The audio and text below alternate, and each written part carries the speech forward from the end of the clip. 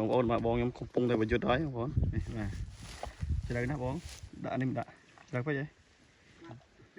ម៉ាត់បងប្អូននេះបាទឥឡូវខ្ញុំសង្ឃឹមលើបងខ្ញុំទាំងស្រុងហើយបាទ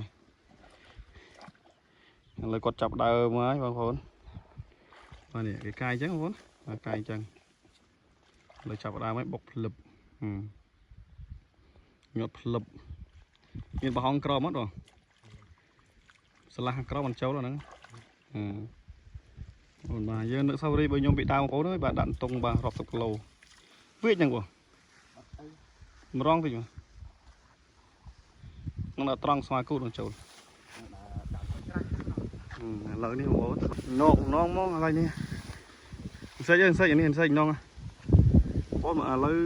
បងប្អូនកូនមើលទេសភាពស្អាតណានៅថ្ងៃរៀបលិចដាក់ហើយទេបើដាក់ត្រឹមអីដាក់ទៅ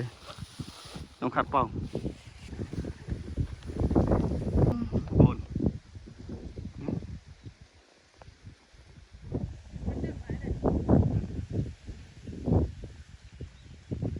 ខ្ញុំពងស្រាំងតិចបងប្អូនវិញដល់ចូលវិញស្រាំងអត់តិចទេដល់វិញស្រាំងតិច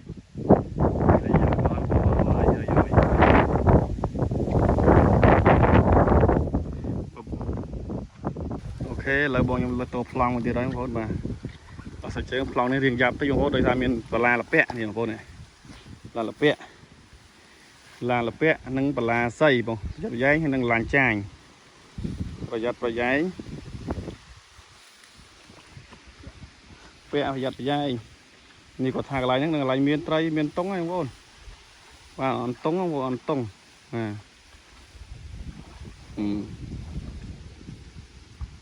ពីដល់ពីអូបងអើយមេឃខ្មៅបងមេឃនេះខ្មៅភ្លៀងបងមេឃហើយបាទអាហ្នឹងលើកទី2បងប្អូនទី2ហើយបងចូលហើយបងប្អូនអើយនេះកន្លងមកទៀតកន្លងមកទៀតហើយបងប្អូនតាមអាយុបងប្អូនតាមអាយុ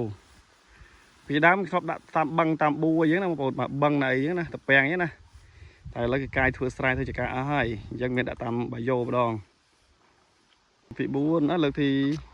4ប៉ងទី4បងប្អូនប៉ងទី4បាទចំណាំខ្លាច់បាត់ជ្រៅហ៎ជម្រាមចូលទេបងថយមកខាំវិញអត់ដាក់ទេបងប្អូនមកដោយសារជម្រាល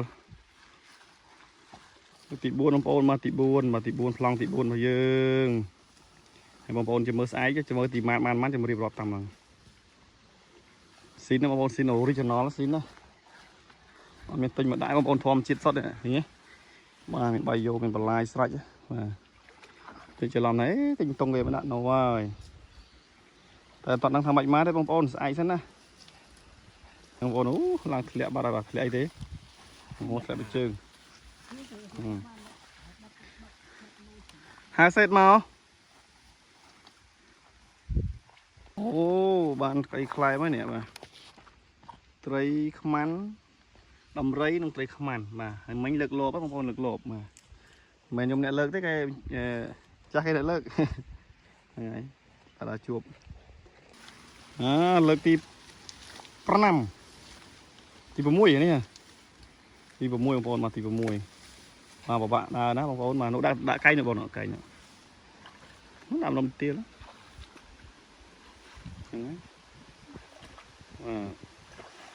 ក្លិននេះបងដាក់មិនក៏បានអាហ្នឹងយើងក្លិននេះដាក់ត្រីវាឆ្អាបអូខេអូមលុបអស័យស្អាតបងប្អូនបាទ